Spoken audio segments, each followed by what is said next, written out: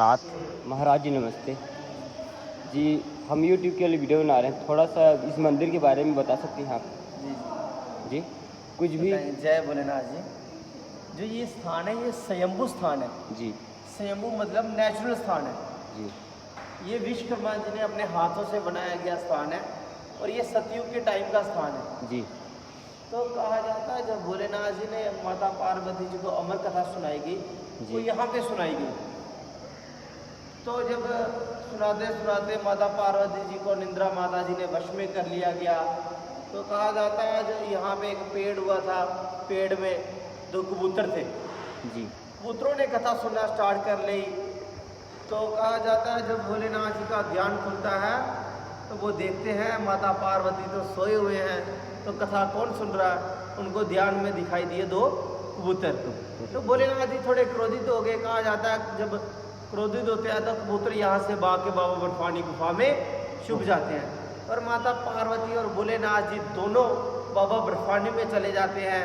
वहाँ जाके माता पार्वती जी हाथ जोड़ के प्रार्थना करती है, हे भोलेनाथ जी ये तो अमर हो चुके हैं, अगर आप इनको मार दोगे तो आपकी अमर कथा क्या महत्व रहेगा?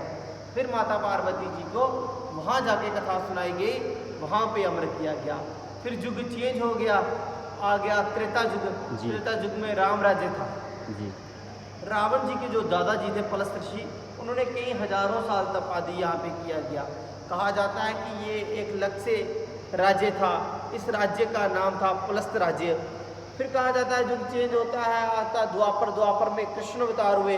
पांडवों ने कई हजारों साल तपादी यहाँ पे किया गया।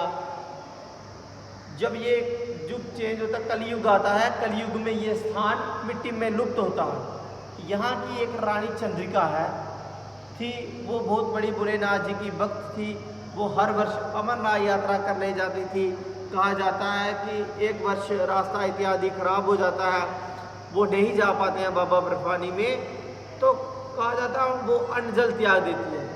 उनके दिल में एक होता है कि मैं हर वर्ष अमरनाथ यात्रा करने जाती थी, इस वर्ष नहीं जाने हुआ तो मेरे से कोई त्रुटि हो गई है, कोई गलती हो गई है जो भोलेनाथ जी के दर्शन नहीं हुए।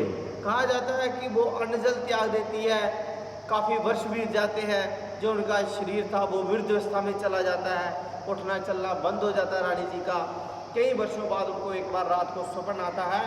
सपने में एक बूढ़े महात्मा जी आते हैं, तो वो रानी जी से बात करते हैं और पूछते हैं कि आपने अन्न जल क्यों त्याग दिया है? कहा जाता है कि रानी जी अपनी पूरी कथा सुनाती है। वो कहती है कि मैं हर वर्ष अमरनाथ यात्रा करने जाती थी, इस वर्ष नहीं जाने हुआ।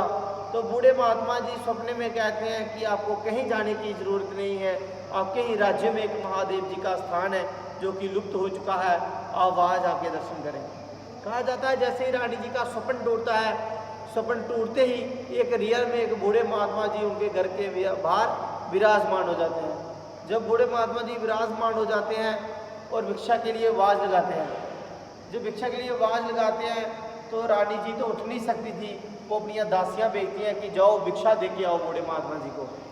तो जब भिक्षा देने के लिए दासियाँ बाहर आती हैं तो बूढ़े महात्मा जी के दर्शन करती हैं। जब भिक्षा देती हैं तो बूढ़े महात्मा जी मना कर देते हैं। वो कहते हैं कि हम भिक्षा लेंगे रानी जी के हाथ से। तो दासियाँ कहती हैं तो रानी जी तो उठ नहीं सकती हैं, वो आपको भिक्षा कैसे देंगी? वो बीमार है, चल नहीं सकती। तो बूढ़े महात्मा जी कहते हैं कि जाओ मेरा संदेशा पहुँचाओ रानी जी के पास। कहा जाता है कि एक दासी मान जाती है, जैसे ही कक्ष में प्रवेश करती हैं संदेशा लेके, उस संदेशे में इतनी शक्ति होती है कि रानी जी में जान आ जाती है। जैसे ही उनके कानों तक पहुंचता संदेशा, बोल के चलना स्टार्ट कर देती हैं। तो बाहर आती हैं, जैसे बूढ़े महात्मा जी के दर्शन करती हैं वो अदृश्य हो जाती हैं। कहा जाता है कि जैसे ही वो हाथ जोड़ के प्रार्थना करती हैं, हे महात्मा जी हमें वो स्थान बताया जाए जो महादेव जी का लुप्त हो चुका है। फिर रानी जी के लिए पालकी तैयार की जाती है, पालकी में बिठा के रानी जी को और बूढ़े महात्मा जी साथ में होते हैं, जहाँ लाया जाता है। जो रानी जी के सैनिक होते हैं उनको कहा जाता है कि ये स्थान खाली किया जाए। जब ये स्थान खाली करते हैं ये मंदिर प्रकट होता है। जब ये मंदिर प्रकट होता है, अंदर विराजमान भोलेनाथ जी प्रकट होते हैं।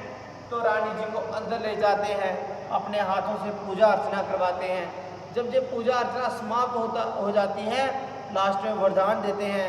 कोई बुजुर्ग है, कोई लंगड़ा है, किसी कारण बाबा बर्फानी में दर्शन नहीं कर सकता, और यहाँ आके यात्रा करेगा, उनकी यात्रा पूर्ण मानी जाएगी। जो यात्रा वहाँ करके यहाँ यात्रा नहीं करेगा, उनकी यात्रा पूर्ण नहीं मानी जाएगी।